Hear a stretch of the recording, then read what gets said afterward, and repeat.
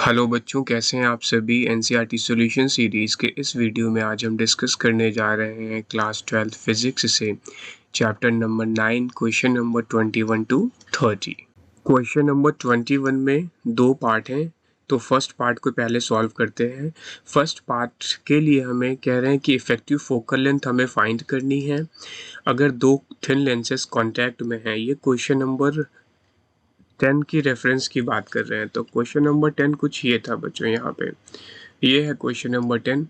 यहाँ पे एक कॉन्वेक्स लेंस था, एक कॉनकेव लेंस था और दोनों 30 और 20 सेंटीमीटर फोकल लेंथ के साथ गिवन थे और हमें ये बताना था कि ये कन्वर्जिंग लेंस है कि डाइवर्जिंग लेंस है। तो यहाँ से रेफरेंस केवल लेना है कि ये दो लेंसेज हैं और ये एक कनकेव है, कॉन्वेक्स है। तो अपने क्वेश्चन को एक बार फिर से देखते हैं। क्वेश्चन में हमें फाइंड करना है कि अगर इनकी सेपरेशन 8 सेंटीमीटर गिवन है तो इनका हमें इफ़ेक्टिव फोकल लेंथ फाइंड करना है। और ये कह रहे हैं लास्ट में कि अगर हम सिस्टम में पहले कॉन्वेक्स लेते हैं या पहले कॉनकेव लेते हैं तो आंसर में कोई चेंज आएगा कि नहीं आएगा। तो ये बिल्कुल आंसर में चेंज आएगा, इसको हम फिगर के थ्रू समझते हैं। तो यहाँ पे हम ए पार्ट के लिए पहले दो केसेस क्रिएट करते हैं। फर्स्ट केस हमारा हो गया कि हमने पहले कॉन्वेक्स लिया है और फिर कॉनकेव लिया है। तो हमने सबसे पहले रे डायग्राम को कंप्लीट कर लिया है बच्चों। ये कन्वेक्स लेंस से लाइट इन्फिनिटी से आएगी। कहाँ से आएगी? इन्फिनिटी से आएगी। तो कनकेव लेंस से पास होते हुए ये इमेज I1 पे इमेज फॉर्म करेगी। लेकिन जैसे ही ये कनकेव लेंस से पास होगी, इम्पॉर्टेंट पॉइंट यहाँ पे ये है कि ये कन्वर्ज हो जाएगी। तो ये एग्जैक्टली क्या हो जाएगी, यहाँ से ऐसे पैरेलल हो जाएगी ना, कन्वर्जिंग नेचर होगा इसका। तो हम इसके लिए ज़रा फाइंड करते हैं कि V1 क्या है। तो फार्मूले में हमने पुट कर लिया है डायरेक्टली यहाँ पे, और 1/इन्फिनिटी होता है 0। सो 1/F1 आ गया है हमारा 1/V1 के। और क्वेश्चन नंबर 10 में गिवन था कि इसका जो फोकल लेंथ था, गिवन इन क्वेश्चन 10, इसका जो फोकल लेंथ था वो 30 सेंटीमीटर था। और अगर ये कॉन्वेक्स है तो कॉन्वेक्स का फोकल लेंथ हमेशा पॉजिटिव होता है। तो यहाँ से V1 की वैल्यू आ गई है 30 सेंटीमीटर। इसका मतलब ये हो गया बच्चों की फर्स्ट लेंस से और जो इमेज की डिस्टेंस होगी वो कितनी होगी, वो होगी हमारी 30 सेंटीमीटर। तो आप ये कह सकते हो कि कॉनकेव लेंस से इमेज की डिस्टेंस कितनी हो गई, 30 माइनस 8, क्योंकि सेपरेशन दोनों का 8 गिवन था। तो 30 माइनस 8 ये कॉनकेव लेंस से इमेज की डिस्टेंस को हम कह सकते हैं यहाँ से फाइंड हो गई है 22 सेंटीमीटर। यहाँ तक आपको क्वेश्चन क्लियर हो गया है। एक चीज़ और यहाँ देख लेते हैं कि लेंस 1 में जिसमें हमने फोकल लेंथ F1 लिया था और सब कुछ 1/1 में लिया था ना, यहाँ पे ये फार्मूले में। तो इस केस में जो हमारा रिजल्ट आ रहा है V1 का, ये कैसा आ रहा है, ये लेंस के एक साइड में ऑब्जेक्ट था इधर इन्फिनिटी पे, और राइट साइड में हमारा क्या निकल रहा है, यहाँ पे लेंस के कॉन्वेक्स लेंस की बात कर रहा हूँ, राइट साइड में इसके इमेज आ रही है। तो ये कैसी इमेज हो जाएगी, ये रियल इमेज हो जाएगी बच्चों। लेंस में हमेशा अगर इमेज और ऑब्जेक्ट एंड अपोजिट साइड होते हैं तो उस केस में रियल का केस क्रिएट होता है। अब सेकंड केस के लिए I1 कॉनकेव के लिए, अब I1 पे इमेज बन गई है कॉन्वेक्स की। तो ये जो इमेज बन गई है कॉन्वेक्स की I1 पे, ये कनकेव लेंस के लिए, सेकेंड लेंस के लिए किसका वर्क करेगी, ऑब्जेक्ट का काम करेगी। और इस केस में देखते हैं कि वर्चुअल इमेज कैसे फॉर्म होगी। आई रिपीट बच्चों, ये ऑब्जेक्ट का काम करेगी कॉनकेव लेंस के लिए। तो हमने यहाँ से V1 को कंसीडर कर लिया, जो इमेज थी फर्स्ट लेंस के लिए वो सेकंड लेंस के लिए, कॉनकेव के लिए ऑब्जेक्ट का काम करेगी, यहाँ पे पुट किया जाएगा उसको। और क्वेश्चन नंबर 10 से हमने फोकल लेंथ ले ली है। कॉनकेव के लिए फोकल लेंथ हमेशा नेगेटिव में होती है। इन वैल्यूज़ को अब हम पुट करते हैं अपनी सेकेंड इक्वेशन। तो ये हमने पुट कर लिया है और यहाँ से इसको सॉल्व कर लेते हैं बच्चों। यहाँ से V2 की वैल्यू एलसीएम लेके आप सॉल्व कर लो, 220 सेंटीमीटर आ रही है। तो इसके लिए अब हमें फिर से फिगर में आना पड़ेगा। V2 क्या था, कॉनकेव लेंस से ऑब्जेक्ट का डिस्टेंस था और ये माइनस का 220 आएगा। तो माइनस का 220 का मीनिंग क्या हो गया, लेंस के अनदर साइड। अगर हमने प्लस को राइट में लिया है तो माइनस कहाँ पे होगा, लेफ्ट साइड में होगा। तो इट मीन्स यहाँ से एक बार हम फिर से फिगर पे आते हैं। अगर देखो ये टोटल दोनों लेंस के बीच की डिस्टेंस 8 सेंटीमीटर थी ना, ये इतनी डिस्टेंस क्या थी, ये 8 सेंटीमीटर थी। तो इसका हाफ जो है कितना हो जाएगा, अगर मैं सेंटर देखूं तो ये 4 हो जाएगा, ये कितना हो जाएगा 4 सेंटीमीटर हो जाएगा। तो अगर मैं सेंटर से बात करूं बच्चों, तो सेंटर से दोनों लेंस के सेंटर से कितना हो जाएगा 220 माइनस 4 कर दो, तो यहाँ इसके सेंटर से आ जाएगा ये डिस्टेंस, जहाँ पे ये ग्रीन कलर से देखो मैंने इमेज को बना दिया है। ये इमेज I2 जो है कॉनकेव लेंस की है, जो कॉनकेव लेंस से 220 है। तो अगर सेंटर से देखा जाए तो सेंटर से 220 माइनस 4 कर दिया जाए तो 216 सेंटीमीटर आएगी ये एग्जैक्टली। तो ये हमने यहाँ पे नोट कर दिया है। बेसिकली ये जो भी इमेज फॉर्म होगी V2, ये क्या क्रिएट करेगी, ये डैमेज क्रिएट करेगी। मतलब ये उसी बीम के पाथ में बन रही है जहाँ से बीम आ रही थी लेफ्ट साइड से, तो इसीलिए हमने डैमेज वर्ड यूज़ किया है। पैरेलल बीम के मिड में बन रही है। और ये जो इमेज V2 है ये कैसी है, ये लेंस कॉनकेव लेंस के राइट हैंड साइड में I1 था जो कि ऑब्जेक्ट था, और I2 इसका जो है वो कहाँ पे बन रहा है, लेफ्ट हैंड साइड में बन रहा है। यहाँ पे इस प्लेस पे इसकी फाइनल इमेज बन रही है और इसकी ऑब्जेक्ट पोजीशन I1 पे थी, तो ये वर्चुअल इमेज बनेगी यहाँ पे। तो बच्चों इसमें सेकंड केस में हमने, केस 2 में हमने क्या किया है कि लाइट को क्वेश्चन के अकॉर्डिंग हमने क्या किया है, लाइट का डायरेक्शन चेंज कर दिया है। मतलब अब कनकेव साइड से उसको हिट करा रहे हैं, फिगर को नहीं चेंज किया है, केवल लाइट का डायरेक्शन चेंज किया है। मतलब अब लाइट लेफ्ट से राइट की तरफ जा रही है, कुछ ऐसे। तो ऑब्जेक्ट इस केस में फर्स्ट लेंस अब हो गया कॉनकेव और सेकंड लेंस हो गया कॉन्वेक्स। तो इस केस में ऑब्जेक्ट कॉनकेव लेंस के लिए ऑब्जेक्ट कहाँ पे है, इन्फिनिटी पे है। तो ये रे डायग्राम हमने कंप्लीट कर लिया। अगर लाइट कहाँ से आएगी, इन्फिनिटी से आएगी और पैरेलल बीम होगी, तो ये कनकेव लेंस से पास होने के बाद क्या हो जाएगी, डाइवर्ज हो जाएगी, अवे हो जाएगी। तो ये अवे हो गई यहाँ पे। ये जैसे ही कॉन्वेक्स लेंस में पास होगी तो ये फिर से क्या होगी, डाइवर्जिंग लेंस नेचर होता है इसका, कन्वर्जिंग लेंस नेचर होता है कॉन्वेक्स का, तो ये कन्वर्ज करना शुरू करेगी, तो लाइट कैसी हो जाएगी, पैरेलल हो जाएगी। अल्टीमेटली हम इसको क्या करेंगे, I1 पॉइंट पे मीट कराएंगे और कॉनकेव लेंस की फाइनल इमेज बनाएंगे। कॉनकेव का नेचर होता है always find form virtual image. तो देखो ऑब्जेक्ट और इमेज दोनों, फिर हम इमेजिन करेंगे इसको, यहाँ से इन पॉइंट्स से बैक इमेजिन करेंगे और I1 पे हम क्या करेंगे, इसकी फाइनल इमेज बनाएंगे कॉनकेव के लिए। तो ये इमेज हमारी होगी वर्चुअल। तो यहाँ पे हमने पुट कर लिया है। देखो F1 और F2 में कंफ्यूज मत करना बच्चों, क्योंकि हम सेकंड केस के लिए F1 कॉनकेव लेंस को यूज़ कर रहे हैं और फर्स्ट वाले केस में हमने F1 जो यूज़ किया था यहाँ पे, ये हमने कॉन्वेक्स के लिए यूज़ किया था। तो क्वेश्चन नंबर 10 में क्या गिवन था कि कॉन्वेक्स की फोकल लेंथ 30 सेंटीमीटर गिवन थी और कॉनकेव की फोकल लेंथ माइनस की 20 सेंटीमीटर गिवन 20 थी, तो हमने -20 एज्यूम कर लिया। तो वही दोनों केस यहाँ पे ले रहे हैं, बट केस 2 में अब कॉन्वेक्स बन गए की प्लेस पे हम पहले केस में कॉनकेव ले रहे हैं, तो कॉनकेव को हमने एज्यूम कर लिया है F1। और यहाँ पे पहले केस 1 में हमने कॉन्वेक्स लिया था पहला केस, तो F1 हो गया था कॉन्वेक्स लेंस। तो यहाँ से इमेज डिस्टेंस केस 2 में आ गई है, इसको सॉल्व करने के बाद में -20 सेंटीमीटर। तो ये इमेज जो है एक्ट करेगी real object for convex lens के लिए। और वही केस फिर से रिपीट कर लेते हैं, कॉन्वेक्स और कॉनकेव का जो फिगर में लेबलिंग कर लेते हैं कि इसकी डिस्टेंस गिवन थी 8 सेंटीमीटर, तो यहाँ पे लिख लेते हैं एट, तो 8 सेंटीमीटर तो ये हो गया। तो ये डिस्टेंस हमारा कितना निकला है, ये डिस्टेंस निकला है 20 सेंटीमीटर। ऑल राइट, तो ये 20 आया है कॉनकेव से, तो 20, तो कॉन्वेक्स से कितना हो जाएगा, 20 + 8 कितना आ जाएगा, 28 सेंटीमीटर आ जाएगा। यहाँ पे हमने वैल्यूज़ को पुट कर दिया है। अब आप चेक कर सकते हैं कि अब हम कॉन्वेक्स लेंस के लिए यूज़ करने जा रहे हैं। तो कॉन्वेक्स लेंस के लिए जो U2 होगा, मतलब ऑब्जेक्ट होगा, वो कॉनकेव वाला इमेज जो है इसके लिए ऑब्जेक्ट का काम कर रहा है।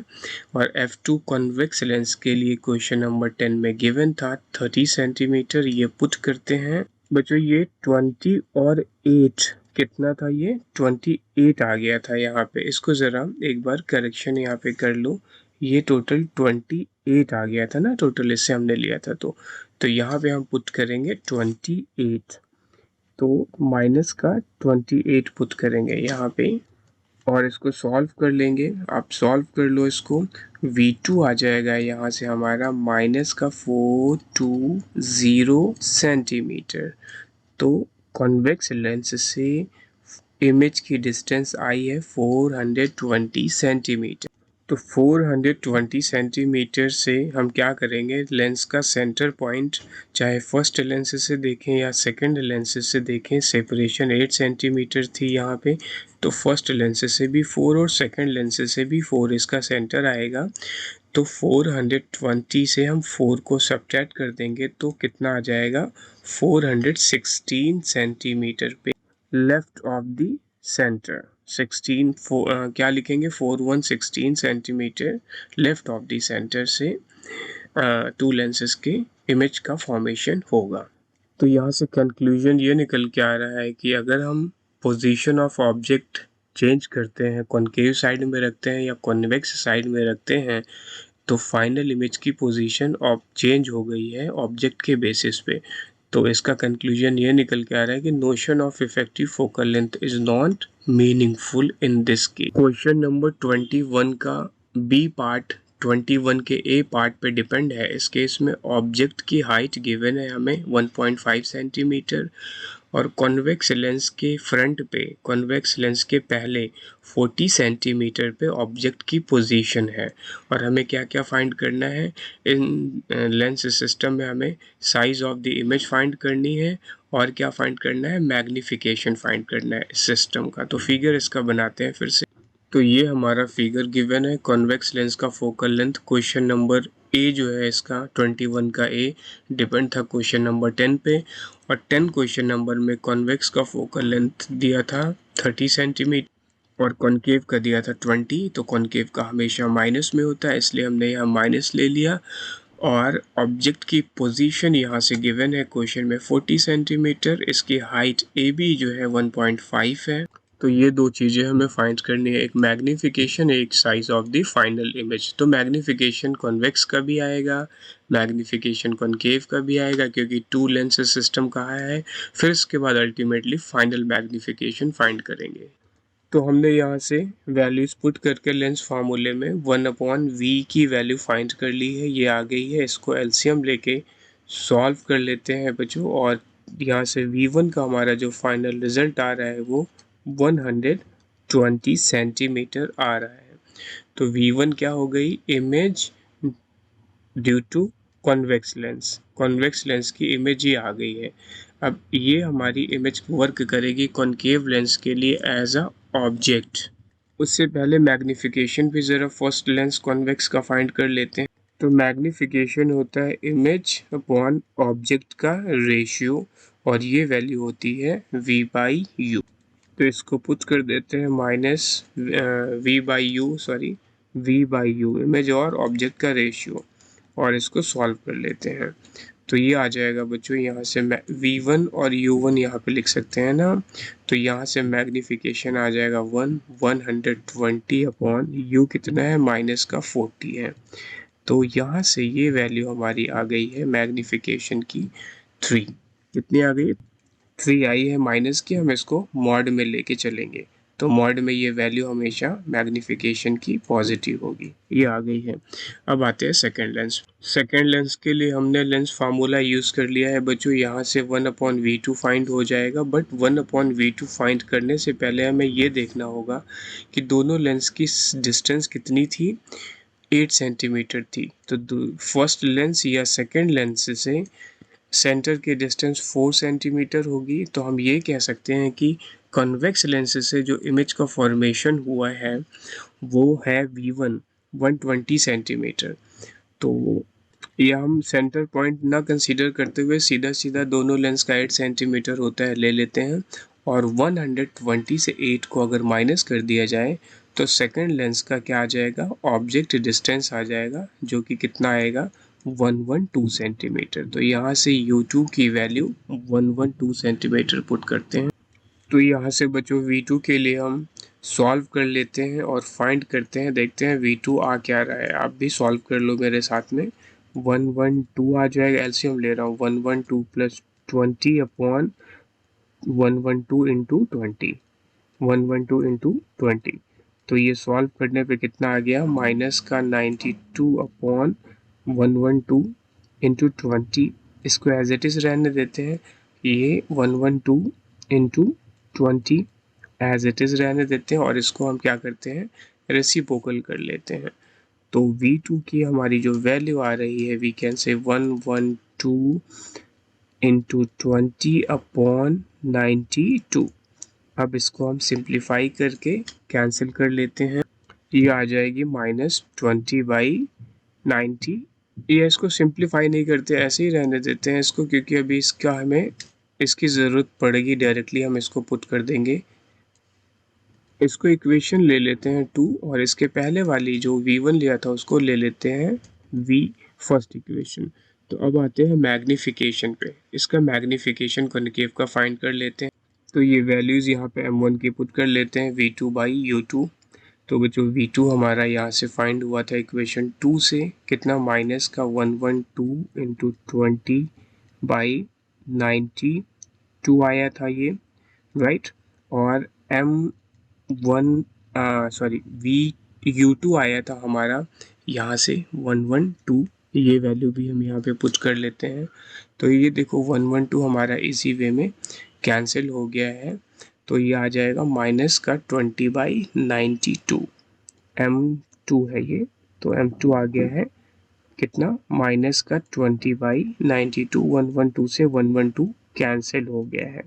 तो ये तो हमारा मैग्निफिकेशन आ गया कॉनकेव लेंस का, राइट। कंफ्यूज मत करना, मैंने आपको यहाँ पे कॉन्वेक्स का मैग्निफिकेशन, क्योंकि convex lens as a magnification glass होता है, इसलिए उसका हमेशा पॉजिटिव ही लेते हैं, वो याद रखना है आपको। अब आते हैं इसके टोटल मैग्निफिकेशन को फाइंड करते हैं। तो अगर दो या दो से ज़्यादा लेंसेज होते हैं तो टोटल मैग्नीफिकेशन के लिए जो इंडिविजुअल अलग अलग मैग्नीफिकेशन हमने निकाला था उसको हम क्या करते हैं, मल्टीप्लाई कर देते हैं, तो हमारा क्या आ जाता है, टोटल मैग्नीफिकेशन। तो यहाँ से आप कह सकते हो कि M1 की वैल्यू हमारी कितनी आई थी, 3 आई थी, और M2 की वैल्यू हमारी आई है -20/92। इसको भी हम मॉड में लेके प्लस कर लेंगे बच्चों, इस पर भी कंफ्यूज नहीं करना, हमने मॉड में ले लिया है इसको भी। तो मैग्नीफिकेशन ऑलवेज पॉजिटिव कंसीडर करते हैं, तो मॉड 3 इंटू सीधा सीधा मल्टीप्लाई कर सकते हैं, 3 M1 की वैल्यू 3 है इंटू M2 की वैल्यू 20/92 है। इसको सॉल्व कर लो, ये 0.652 अप्रॉक्सीमेटली आएगी मैग्नीफिकेशन दोनों सिस्टम की, कॉन्वेक्स और कॉनकेव को कंबाइन करने के बाद में। अब इसी मैग्नीफिकेशन मतलब इक्वेशन नंबर 4 ले लेते हैं इसको, क्योंकि ये इक्वेशन हमने ले लिया है यहाँ पे 3। तो इक्वेशन नंबर 4 को यूज़ करते हुए देखो, इक्वेशन नंबर 4 से हम साइज ऑफ इमेज मतलब height of image upon height of object को इमेज अपॉन ऑब्जेक्ट के टर्म्स में भी लिखते हैं, ये हमारा मैग्नीफिकेशन का फार्मूला होता है। तो मैग्नीफिकेशन इक्वेशन नंबर 4 में आई है 0.652 is equals to size of image upon size of object. तो size of image upon size of object, size of object हमें क्वेश्चन में गिवन था 1.5, ये 1.5 हमें गिवन था बच्चों। तो यहाँ से हमने इजी वे में साइज ऑफ इमेज फाइंड कर लेना है। तो ये क्रॉस होके 0.652 से मल्टीप्लाई हो जाएगा हमारा कितना, 1.5, ये मल्टीप्लाई हो जाएगा। तो यहाँ से हमारा आ जाएगा साइज ऑफ इमेज अप्रॉक्सीमेटली 0.9। तो ये हमने कैलकुलेट कर लिया, इसको इक्वेशन नंबर हम 5 कह सकते हैं। अब क्वेश्चन नंबर 21 को आप एक बार वीडियो पॉज करके पूरा सेक्शन ए पार्ट और बी पार्ट, ए पार्ट के 2 केस थे वो दोनों केस, और ये बी पार्ट, इसको अच्छे से आप समझो और इसको सॉल्व करो। This is very important question for board examination. Question number 22 में ये कह रहे हैं कि अगर एक प्रिज्म गिवन है तो उसके फर्स्ट फेस पे किस एंगल से हम इंसिडेंट रे को हिट कराएं कि सेकंड वाले फेस पे टोटल इंटरनल रिफ्लेक्शन हो, और इस केस में रिफ्रैक्टिव इंडेक्स हमें गिवन है प्रिज्म। तो ये फिगर है जिसमें एंगल ऑफ प्रिज्म भी हमें क्वेश्चन में गिवन है 60 डिग्री। अब देखो यहाँ पे टी आई आर के लिए सेकंड फेज पे टी आई आर हो रहा है एसी फेज पे, तो टी आई आर के लिए angle of incidence must be greater than critical angle होना चाहिए। तो यहाँ पे हम नॉर्मल ड्रॉ करते हैं फर्स्ट फेज पे बच्चों, ये फर्स्ट फेज पे ये एंगल हम ले लेते हैं आर, ये कितना ले लेते हैं आर, ये एंगल ऑफ इंसिडेंस था। और इसके बाद में सेकेंड फेज पे भी हम एसी फेज पे भी जहाँ पे हमें टी आई आर शो करना है कि टोटल इंटरनल रिफ्लेक्शन हो, उस केस में आई की वैल्यू क्या होगी, ये है क्वेश्चन। तो ये हमारा आर है।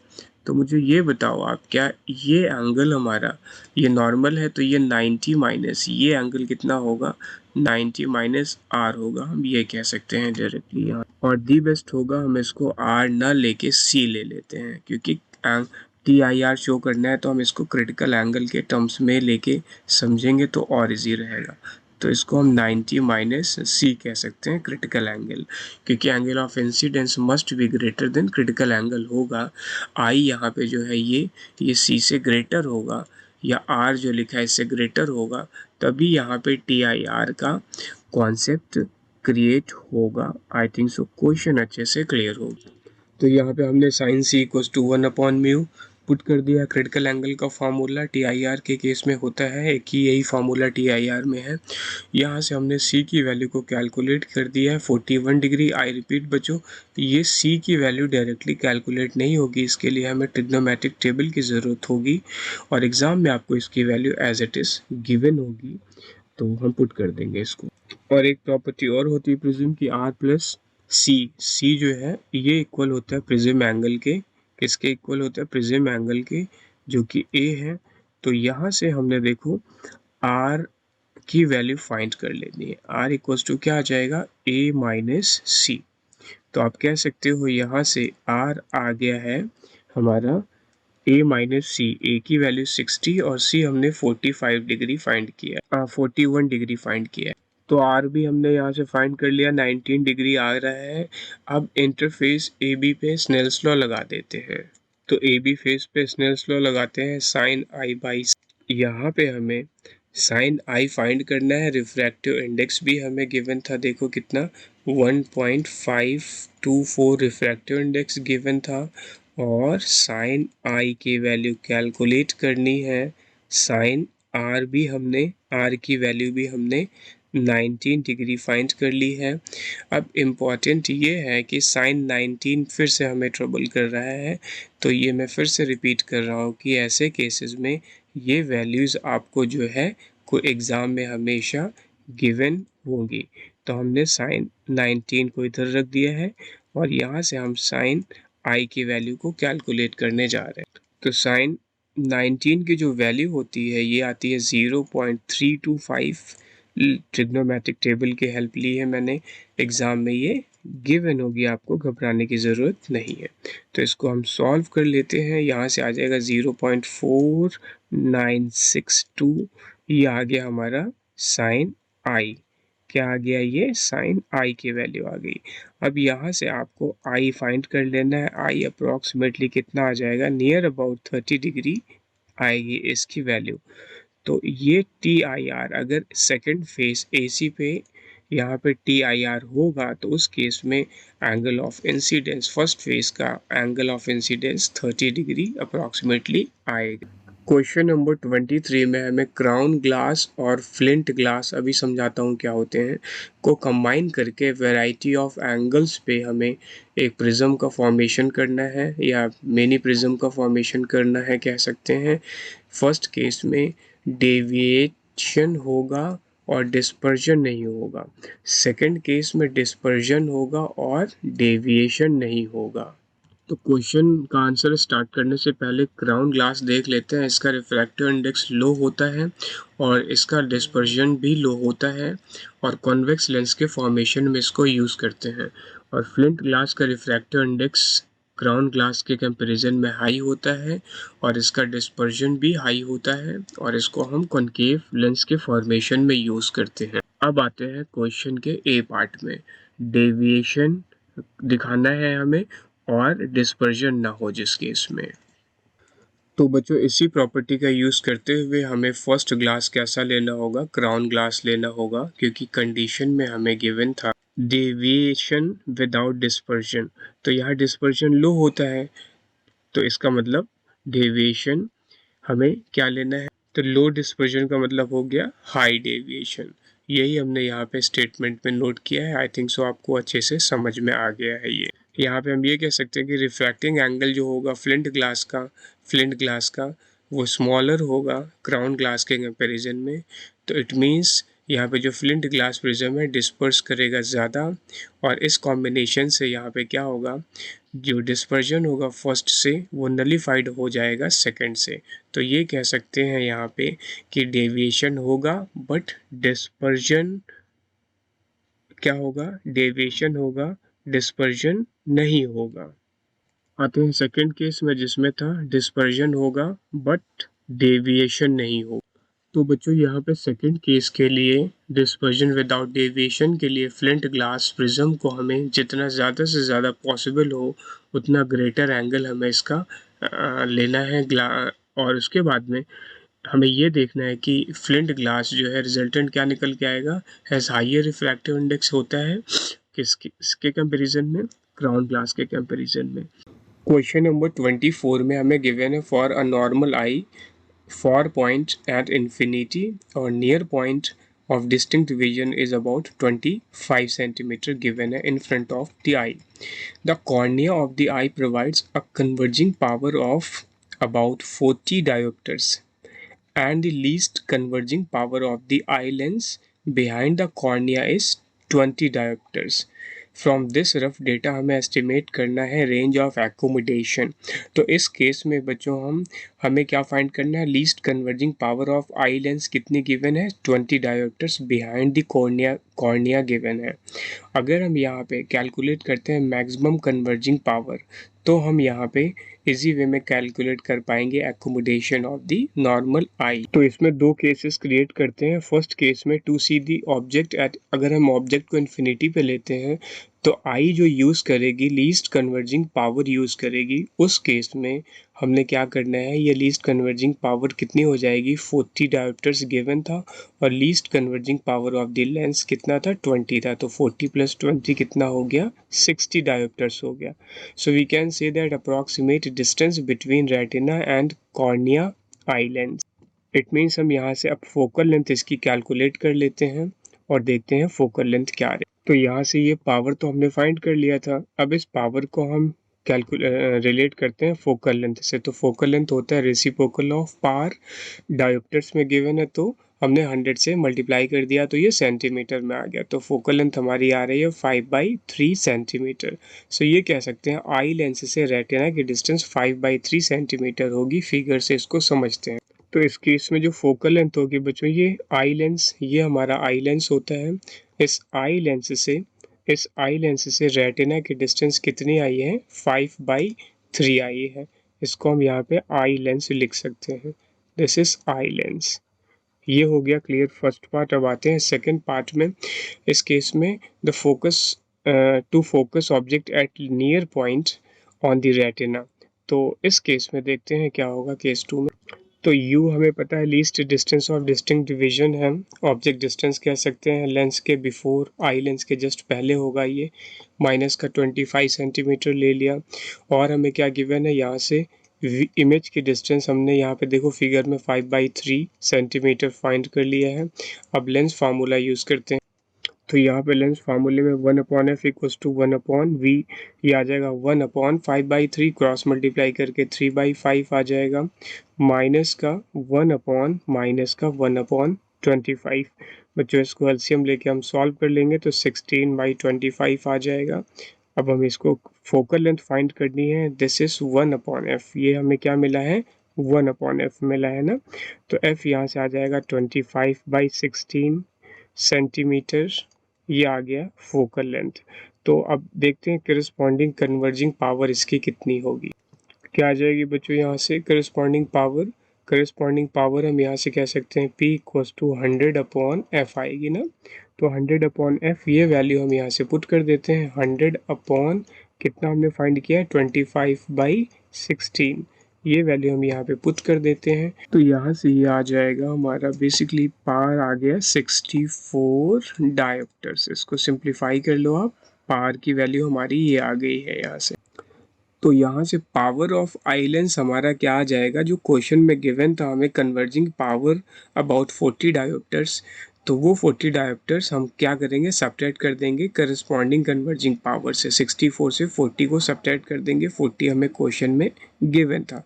तो ये आ जाएगा power of the eye lens 24 dioptre. Range of accommodation कितना आ जाएगा, मिनिमम 20 गिवन था और यहाँ से हमने मैक्सिमम 24 निकाला है, तो minimum to maximum 20 to 24 in dioptres ये आ जाएगा। अब इसको फिगर बना के भी समझ लेते हैं थोड़ा। तो अगर object least distance of distinct vision 25 centimetre पे है तो उस केस में रेंज ऑफ एक्यूमुलेशन कितनी होगी, 20 से 24 डायोप्टर्स इसको क्लियरली विजिबल होगा, इस डायग्राम से क्लियर होगी। क्वेश्चन नंबर 25 में क्वेश्चन कह रहा है कि ड्यू टू शॉर्ट साइटेडनेस और लॉन्ग साइटेडनेस ये ज़रूरी है क्या कि आइज़ पार्शली अपनी एबिलिटी को लूज़ कर देती हैं, अगर नहीं इफ़ नॉट देन इसके मेन रीज़न क्या है इन डिफेक्ट ऑफ विजन के। तो इसका आंसर थियोरेटिकल बेस्ड है, आंसर इसका है नो। इसमें कोई भी पर्सन अगर नॉर्मल एबिलिटी ऑफ एक्यूमिडेशन के केस में मायोपिक या हाइपरमेट्रोपिक हो सकता है, और मायोपिक या हाइपरमेट्रोपिक होने के दो रीज़न है बच्चों। सबसे पहले मायोपिक का देखते हैं। तो मायोपिक के लिए हम ये देखते हैं कि जो भी नियर की चीज़ें होती हैं वो क्लियर दिखती हैं। तो इस केस में जो आई बॉल है उसका साइज़ जो है फ्रंट आई बॉल का फ्रंट टू बैक जो साइज़ होता है वो क्या हो जाता है, बढ़ जाता है, जिससे शॉर्ट साइटेडनेस का कॉन्सेप्ट आता है। और दूसरे केस में अगर हम लॉन्ग साइटेडनेस या हाइपरमेट्रोपिया देखते हैं जिसमें फार की चीज़ें क्लियर दिखती हैं, दूर की चीज़ें दिखती हैं, इस केस में जो आई बॉल है वो क्या हो जाता है, फ्रंट टू बैक उसका साइज़ छोटा हो जाता है, सिंक कर जाता है, तो ये हाइपरमेट्रोपिक केस क्रिएट होता है। बट अगर आई बॉल का साइज सेम रहे और आई लेंस जो है पार्शियली अपनी एबिलिटी को लूज़ कर दें तो ये एक स्पेशल केस हो सकता है जिसको हम बोलते हैं प्रिस्बायोपिया। क्या बोलते हैं, प्रिस्बायोपिया। तो प्रिस्बायोपिया में सिलेंड्रिकल लेंसेज हम यूज़ करते हैं इस डिफेक्ट को रिमूव करने के लिए। बस इतना ही प्रिस्बायोपिया से रिलेटेड हमारे सिलेबस में है। तो इसका आंसर थियोरेटिकल बेस्ड है, आंसर इसका है नो। इसमें कोई भी पर्सन अगर नॉर्मल एबिलिटी ऑफ एक्यूमिडेशन के केस में मायोपिक या हाइपरमेट्रोपिक हो सकता है, और मायोपिक या हाइपरमेट्रोपिक होने के दो रीज़न है बच्चों। सबसे पहले मायोपिक का देखते हैं। तो मायोपिक के लिए हम ये देखते हैं कि जो भी नियर की चीज़ें होती हैं वो क्लियर दिखती हैं। तो इस केस में जो आई बॉल है उसका साइज़ जो है फ्रंट आई बॉल का फ्रंट टू बैक जो साइज़ होता है वो क्या हो जाता है, बढ़ जाता है, जिससे शॉर्ट साइटेडनेस का कॉन्सेप्ट आता है। और दूसरे केस में अगर हम लॉन्ग साइटेडनेस या हाइपरमेट्रोपिया देखते हैं जिसमें फार की चीज़ें क्लियर दिखती हैं, दूर की चीज़ें दिखती हैं, इस केस में जो आई बॉल है वो क्या हो जाता है, फ्रंट टू बैक उसका साइज़ छोटा हो जाता है, सिंक कर जाता है, तो ये हाइपरमेट्रोपिक केस क्रिएट होता है। बट अगर आई बॉल का साइज सेम रहे और आई लेंस जो है पार्शियली अपनी एबिलिटी को लूज़ कर दें तो ये एक स्पेशल केस हो सकता है जिसको हम बोलते हैं प्रिस्बायोपिया।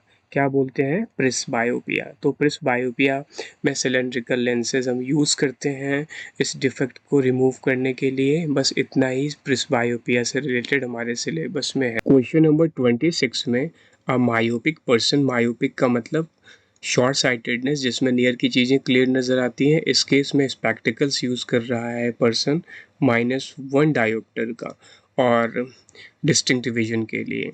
और दूसरा केस है during old age he also, same person की बात कर रहे हैं, he also needs to use separate reading glass of power +2 dioptres.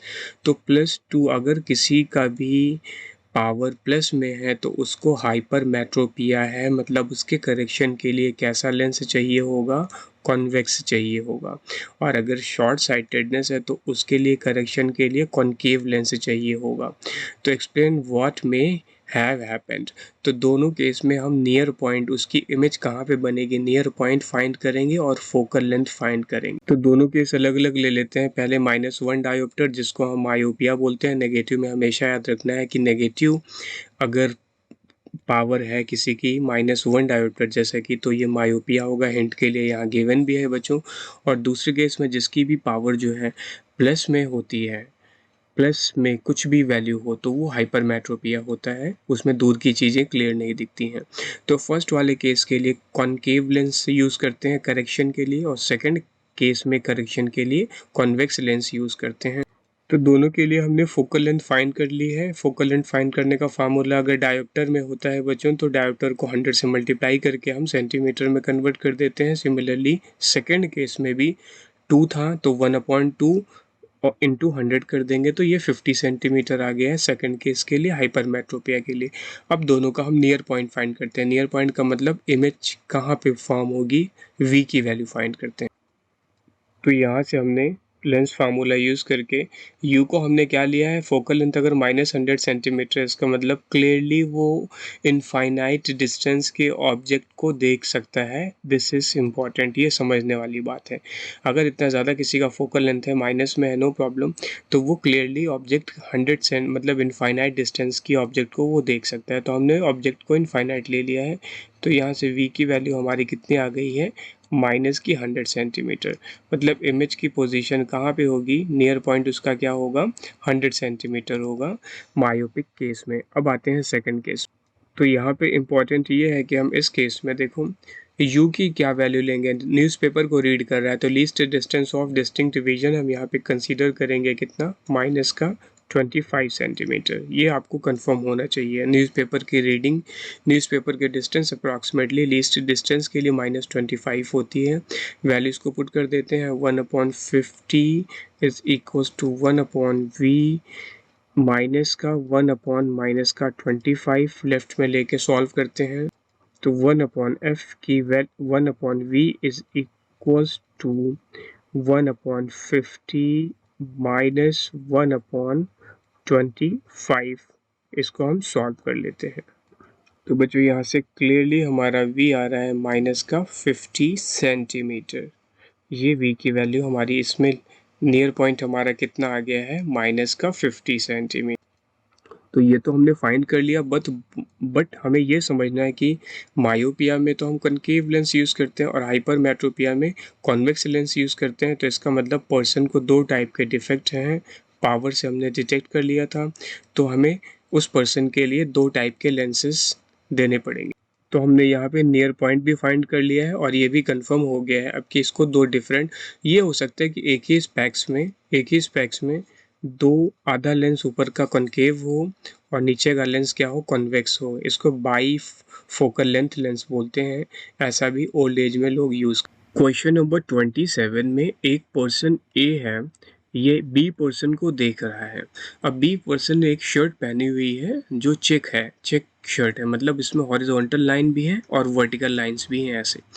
तो ये यहाँ पे क्या हो रहा है कि ए पर्सन को ये वर्टिकल लाइंस, ये लाइंस तो क्लियर दिख रही हैं, बट ये हॉरिजॉन्टल लाइंस इसको क्लियर दिख नहीं रही हैं, ब्लर्ड है। तो इस केस में ये कह रहे हैं व्हाट इज दिस डिफेक्ट, तो इसको एस्टिग्मेटिज्म बोलते हैं इस डिफेक्ट को। How is such a defect of vision corrected, इसको हम करेक्ट कैसे करेंगे, तो सिलेंड्रिकल लेंस लगा के इसको करेक्ट करते हैं। इसको थ्योरी से थोड़ा और अच्छे से समझते हैं। तो इस केस को हमने डिस्कस कर लिया कि क्या बोलते हैं, एस्टिग्मेटिज्म बोलते हैं। और एस्टिग्मेटिज्म के लिए यहाँ पे जो कॉर्निया होता है वो आपको अच्छे से समझ के चलना है कि ये कैसा हो जाता है, नॉन स्फेरिकल शेप का हो जाता है। तो इस तरीके से हम कह सकते हैं कि नॉन स्फेरिकल कॉर्निया से कर्वेचर जो होता है इनसफिशिएंट रहता है डिफरेंट प्लेन्स के लिए, बट वर्टिकल प्लेन के लिए ये सफिशिएंट रहता है, इसलिए हमें वर्टिकल लाइंस क्लियर दिखती हैं, और ये इनसफिशिएंट रहता है, मतलब हॉरिजॉन्टल लाइंस के लिए इनसफिशिएंट रहता है, इसलिए हमें हॉरिजॉन्टल लाइन प्रॉपर नहीं अपीयर होती और वो ब्लर्ड दिखती हैं। तो इसको करेक्ट करने के लिए हम अगर ऐसे लेंस को देखो, यहाँ पे ये स्पेक्स हैं, तो यहाँ पे हम सिलेंड्रिकल लेंस, ऐसे ये वेरी वेरी थिन सिलेंडर होते हैं, ये हमें नेकेड आई से तो नहीं दिखेंगे, ऐसे सिलेंडर होते हैं, सिलेंडर शेप के ये स्पेक्स में लेंस, ऐसे लेंसेज हम यूज़ करते हैं यहाँ पे एक्सिस के अलॉन्ग, कहाँ पे, वर्टिकल एक्सिस के अलॉन्ग। तो इस तरीके से क्या होता है कि जो पैरेलल रेज होती हैं इन वर्टिकल प्लेन कोई एक्स्ट्रा रिफ्रैक्शन सफ़र नहीं करती हैं, बट जो पैरेलल रेज हॉरिजॉन्टल प्लेन की होती हैं वो बहुत ज़्यादा लार्ज एरिया को कवर करते हुए रिफ्रैक्ट करती हैं, एंड इसका जो कवरेज होता है वो रेटिना पे एग्जैक्टली जितना हमें चाहिए उतना वाइड एरिया को कवर करते हुए हॉरिजॉन्टल के ये इमेज को फॉर्म करती हैं, और इस तरीके से इमेज हमारी जो है हॉरिजॉन्टल लाइन की क्या हो जाती है, क्लियर फॉर्म हो जाती है रेटिना पे। Question number 28, a man with normal near point जो कि 25 सेंटीमीटर है reads a book with small print using a magnifying glass, और मैग्नीफाइंग ग्लास क्या होता है, अ थिन कॉन्वेक्स लेंस होता है जिसकी फोकल लेंथ 5 सेंटीमीटर गिवन है।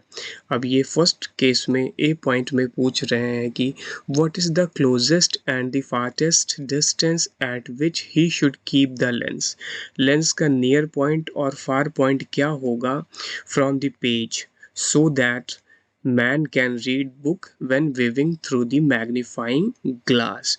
तो हमें यहाँ पे ये समझना है बच्चों की at closest distance of the object the image is formed at least distance of distinct vision and eye इस केस में most strained होंगी, स्ट्रेस ज़्यादा पड़ेगा।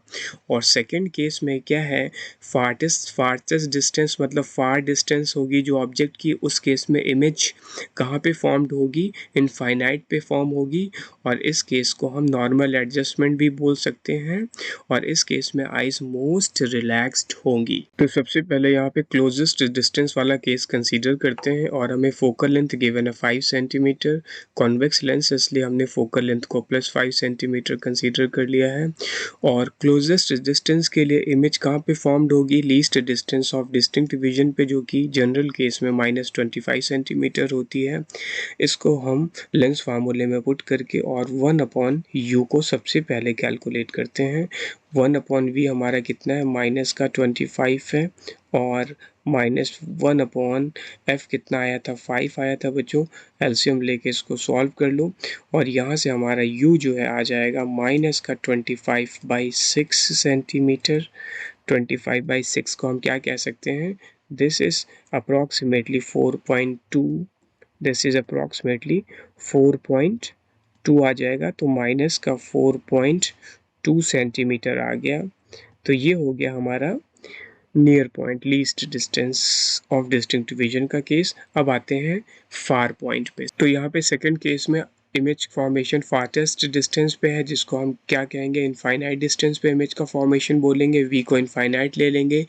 एज यूजुअल कॉन्वेक्स का फोकल लेंथ 5 है तो +5 हो गया, लेंस फार्मूले में हमने पुट करके, और हमने क्या फाइंड कर लिया, u की वैल्यू यहाँ से फाइंड कर ली है। तो u हमारा यहाँ से कितना आ रहा है, -5 सेंटीमीटर आ रहा है। एक चीज़ आपको ध्यान देनी है यहाँ पे कि जब भी कभी इनफाइनाइट पे इमेज बनती है तो आइज़ मोस्ट रिलैक्स्ड कंडीशन में होती हैं सेकंड केस में, और फर्स्ट कंडीशन में आइज़ पे स्ट्रेन सबसे ज़्यादा होगा जब image least distance of distinct vision -25 centimetre पे बनेगी। तो क्वेश्चन नंबर 28 के ए पॉइंट में जो कॉन्वेक्स लेंस यूज़ किया गया था, तो सिंपल कॉन्वेक्स लेंस एक्ट करता है एज अ सिंपल माइक्रोस्कोप। उसी सिंपल माइक्रोस्कोप का हमें मैक्सिमम और मिनिमम एंगुलर मैग्नीफिकेशन फाइंड करना है बी पॉइंट में। तो यहाँ पे हमें फोकल लेंथ आई लेंस का गिवन था। सिंपल माइक्रोस्कोप में एक ही लेंस होता है जिसको हम आई लेंस कंसीडर कर सकते हैं। तो इस केस के लिए मैक्सिमम एंगुलर मैग्नीफिकेशन और मिनिमम एंगुलर मैग्नीफिकेशन का फार्मूला हमने लिख लिया है। अब इस पे पुट करके और सॉल्व कर लेते हैं। इसमें साथ साथ में बच्चों हमें d की भी वैल्यू पुट करनी होगी, least distance of distinct vision, जिसको हम कैपिटल D बोल रहे हैं। नॉर्मल आई के लिए कितना होता है, 25 सेंटीमीटर होता है, ये भी हम पुट कर। तो ये आ जाएगा मैक्स 1/25/5, तो ये आ जाएगा 6। मैक्स कितना आ गया है? 6 आ गया है। और मिनिमम की वैल्यू ज़रा देखते हैं, ये आ जाएगी मैग्निफिकेशन मिनिमम कितनी आ जाएगी? 25/5, दिस शुड बी 5 ना। तो 5 मिनिमम आ गई है और 6 क्या आ गई है? मैक्सिमम आ गई है इस माइक्रोस्कोप के लिए मैग्निफिकेशन की वैल्यू। क्वेश्चन नंबर 29 में एक कार्ड शीट है जो कि स्क्वायर साइज में है। इसकी लेंथ 1 मिलीमीटर है और ब्रेथ भी 1 मिलीमीटर है।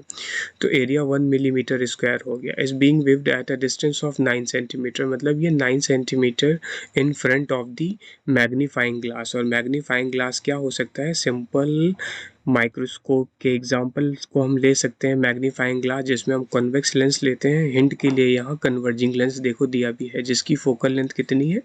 10 सेंटीमीटर है, हेल्ड क्लोज टू द आई। ठीक है, अब इसके बाद में हमें क्या फाइंड करना है? सबसे पहले तो इसका मैग्निफिकेशन फाइंड करना है लेंस का, और एरिया फाइंड करना है इसका, किसका? शीट का, जो कि वर्चुअल इमेज फॉर्म करेगा। तो ये हमने फिगर ले लिया है, ये शीट है, थिन शीट जो थी ये शीट है, और ये हमारा लेंस हो गया जिसको हम मैग्नीफाइंग ग्लास कह सकते हैं। ये लेंस से, मैग्नीफाइंग ग्लास से शीट इसके फ्रंट पे 9 सेंटीमीटर पे प्लेस्ड है, जिसको हम -9 ले लेंगे ऑब्जेक्ट डिस्टेंस को। फोकल लेंथ गिवन ही है 10 सेंटीमीटर। तो बच्चों यहाँ से लेंस फार्मूला लगा के हम 1/v फाइंड कर लेते हैं। तो 1/v क्या आ जाएगा यहाँ से? 1/10 माइनस का 1/9 आ जाएगा, राइट। ये यहाँ से हमने फाइंड कर लिया है। तो यहाँ से बच्चों v की पोजीशन, इमेज कहाँ पे आ रही है? माइनस की 90 सेंटीमीटर पे इमेज इसकी फॉर्म होगी इस थिन शीट की। ये है हमारा, अब इसको लेबल कर लेते हैं, ये हमारा ए पॉइंट था। अब इसी ए पॉइंट को हम ज़रा कंटिन्यू कर लेते हैं और देखते हैं कि इसका मैग्निफिकेशन। तो मैग्निफिकेशन आप कह सकते हो, मैग्निफिकेशन क्या होता है? m is equals to image upon object का रेशियो होता है, जो कि v/u होता है। यहाँ से हम मैग्निफिकेशन फाइंड कर लेते हैं, -90 बाई -9, दिस शुड बी 10 आ जाएगा। अब इसके बाद में यहाँ पे फिर से एक बार ज़रा मैग्निफिकेशन का फार्मूला लगाते हैं और देखते हैं बच्चों मैग्निफिकेशन क्या होता है? इमेज अपॉन ऑब्जेक्ट का रेशियो होता है, राइट। और ये क्या होता है? Object image distance upon object distance भी होता है। तो यहाँ पे इमेज अपॉन ऑब्जेक्ट की जो हाइट है, इमेज की हाइट तो हमें गिवन नहीं है, तो इसको हम आई रहने देते हैं। अपॉन ऑब्जेक्ट की हाइट कितनी गिवन थी? 1 मिलीमीटर। और इज इक्वल्स टू, हमने यहाँ पे इक्वेशन, ये इमेज अपॉन ऑब्जेक्ट का एक वैल्यू 10 फाइंड कर लिया है, ये हम यहाँ पे 10 पुट कर सकते हैं। तो अगर हम ये 10 पुट कर देते हैं यहाँ पे, तो ये टोटल आई की वैल्यू हमारी कितनी आ रही है? यहाँ से आई हमारा आ रहा है बच्चों, इमेज की हाइट ऑफ इमेज जो है ये आ रही है 10 मिलीमीटर, राइट। अब एरिया फाइंड करना है इसका, हमें क्या फाइंड करना था? एरिया फाइंड करना था। तो एरिया ऑफ इमेज यहाँ से आ जाएगा हमारा, एरिया ऑफ इमेज को हम अगर ए कंसीडर करते हैं तो एरिया होता है length into breadth, 10 into 10 millimetre square. हमने 10 इंटू 10 क्यों लिया है? क्योंकि स्क्वायर था, तो लेंथ अगर 10 है तो ब्रेथ भी 10 होगा। तो 10 टेंजा कितना हो गया यहाँ से? 100 मिलीमीटर स्क्वायर। या हम कह सकते हैं इसको सेंटीमीटर में कन्वर्ट करना है तो किससे डिवाइड कर देंगे? 100 से डिवाइड कर देंगे, तो 1 सेंटीमीटर स्क्वायर इसका क्या आ गया है? एरिया आ गया है। ये हो गया हमारा ए पॉइंट कंप्लीट। अब हम आते हैं बी पॉइंट पे। बी पॉइंट पे हमें क्या फाइंड करना था? इसका एंगुलर मैग्निफिकेशन फाइंड करना था, तो ये भी हम फाइंड कर। तो यहाँ पे d अपॉन, पहले वाले जैसे क्वेश्चन में हमने किया था d अपॉन एफ ऑफ ई, वो नहीं करना है, यहाँ पे d अपॉन यू करना है, जहाँ पे इमेज फॉर्म हो रही है वो डिस्टेंस यहाँ पे लेना है। तो ये एंगुलर मैग्निफिकेशन आ गया हमारा। d तो 25 होता ही होता है, और u हमें गिवन था 9। ये टोटल मॉड में लेते हैं बच्चों, तो इसको आप मॉड में ले सकते हो, क्योंकि यहाँ पे ये वैल्यू, u की वैल्यू नेगेटिव आई थी। तो हमारा एंगुलर मैग्निफिकेशन आ रहा है, इसको सॉल्व कर लो, 2.78 अप्रॉक्सीमेटली एंगुलर मैग्निफिकेशन की वैल्यू आ गई। तो सी पॉइंट में कह रहे हैं कि is the magnification is equals to the magnifying power तो बच्चों यहाँ पे बिल्कुल इसका आंसर नो होगा, बिकॉज लीनियर मैग्नीफिकेशन हमने 10 फाइंड किया था यहाँ पे हम, और एंगुलर मैग्नीफिकेशन ये हमने जो सेकंड पार्ट में फाइंड किया था, इसको हम m ऑफ a लिख लेते हैं ना, एंगुलर मैग्नीफिकेशन, इसको m ऑफ a लिख लेते हैं। तो angular magnification m of a हमारा कितना आया है, 2.78 आया है। तो इसका मतलब ये दोनों केसेस इक्वल नहीं हो सकते हैं। यहाँ पे एक इम्पॉर्टेंट नोट भी हमें देखना है, मैंने नोट के फॉर्म में इसको लिख दिया है। अगर हमारी image, final image least distance of distinct vision मतलब 25 सेंटीमीटर पे एग्जैक्टली बनती है, और कैसा 25 प्लस का 25 होता है, तो ये दोनों टर्म्स क्या होंगे, मैग्नीफाइंग पावर, लीनियर मैग्नीफिकेशन और एंगुलर मैग्नीफिकेशन इस केस में इक्वल होते हैं। बाकी किसी भी केस में आपको हमेशा आंसर बताना है नो होगा इसका आंसर। क्वेश्चन नंबर 30 हमारा जो है 29 पे डिपेंड है। 29 क्वेश्चन अभी हमने किया है। At what distance should the lens be held for the figure in exercise 9.29, ठीक है, in order to view the squares distinctly with the maximum possible magnifying power. मतलब ये हमारा जो फिगर था यहाँ पे, ये फिगर, इस केस के लिए हम यहाँ पे डिस्कस कर रहे हैं कि लेंस को हम कहाँ पे प्लेस करें कि जो स्क्वायर बॉक्स है इसकी मैक्सिमम मैग्नीफाइंग पावर निकल के सामने आए। मैक्सिमम मैग्नीफाइंग पावर के लिए लेंस हमें कहाँ प्लेस करना होगा। तो बच्चों मैक्सिमम मैग्नीफाइंग पावर के लिए और इमेज की जो डिस्टेंस है वो अभी हमने बताई है नोट में आपको क्वेश्चन नंबर 29 में, कि कितनी होनी चाहिए, 25 सेंटीमीटर होनी चाहिए। तो यहाँ से हमने v की वैल्यू -25 सेंटीमीटर कंसीडर कर ली है। ये 25 कितना है, सेंटीमीटर में है, और f की वैल्यू ऑलरेडी क्वेश्चन नंबर 29 में गिवन थी 10 सेंटीमीटर। ये वैल्यूज़ हमने यहाँ पे लेंस फार्मूले में पुट करके और 1/u को पहले फाइंड कर लेना। तो u की न्यूमेरिक वैल्यू जो कैलकुलेटेड वैल्यू आ रही है हमें -50/7 आ रही है। इसको हम थोड़ा सा और सिंप्लीफाई करेंगे तो u आ जाएगा हमारा -7.14 सेंटीमीटर। तो ये हमारी u की वैल्यू आ गई है फर्स्ट केस के लिए। अब सेकंड पॉइंट क्या है, b point, what is the magnification in this case. तो मैग्नीफिकेशन तो हमें पता है v/u का रेशियो होता है, फाइंड कर। और बच्चों मैग्नीफिकेशन हमेशा याद रखो कि किस में होगी, मॉड में होगी, है ना। तो ये आ जाएगा, v की वैल्यू कितनी आई है, v और u हम पुट कर देते हैं। v हमने पता है कि 25 लेना है, और u अभी हमने फाइंड कर लिया है 7.14, राइट। तो ये वैल्यू सॉल्व करने पे 3.5 आ जाएगी। ये मैग्नीफिकेशन आ गया, और ये मैग्नीफिकेशन मैक्सिमम होगा। अगर हम v को चेंज करते हैं तो मैग्नीफिकेशन डिक्रीज होगा और मिनिमम की तरफ जाएगा। याद रखना, मैक्सिमम मैग्नीफिकेशन के लिए v की वैल्यू हमेशा 25 होनी चाहिए। सी पॉइंट इसका है, is the magnification equal to the magnifying power. इस केस में क्या मैग्नीफिकेशन जो है इक्वल होगा मैग्नीफाइंग पावर के, तो ये बिल्कुल यस होगा इसका आंसर, क्योंकि c की वैल्यू हमारी कितनी है, 25 सेंटीमीटर। जब भी कभी c की वैल्यू लीस्ट डिस्टेंस मतलब 25 पे आती है तो हमेशा याद रखो बच्चों कि लीनियर मैग्नीफिकेशन एंगुलर मैग्नीफिकेशन के इक्वल होगा। क्वेश्चन नंबर 29 में ये हमारा ऑप्शन आंसर क्या था, इसका ऑप्शन नो था, क्योंकि वहाँ पे v की वैल्यू हमारी कितनी थी, 25 नहीं थी। मैंने पहले ही आपको नोट में लिखा दिया है क्वेश्चन नंबर 29 में। तो ये यहाँ पे इसका आंसर यस हमने लिख दिया है, आंसर कंप्लीट हो गया है। आई थिंक सो क्वेश्चन अच्छे से आपको समझ में आ गया है। वीडियो आपको कैसा लगा कमेंट सेक्शन में ज़रूर बताएं, और अगर आपको कोई भी वीडियो पहले चाहिए हो तो डेफिनेटली वो मुझे बताएं, मैं उसको बनाने की पूरी कोशिश करूँगा पहले। और किसी क्वेश्चन में कोई भी डाउट हो आप बेहिचक क्वेरी सेक्शन में, डिस्कशन सेक्शन में, कमेंट सेक्शन में मेरे से पूछ सकते हैं।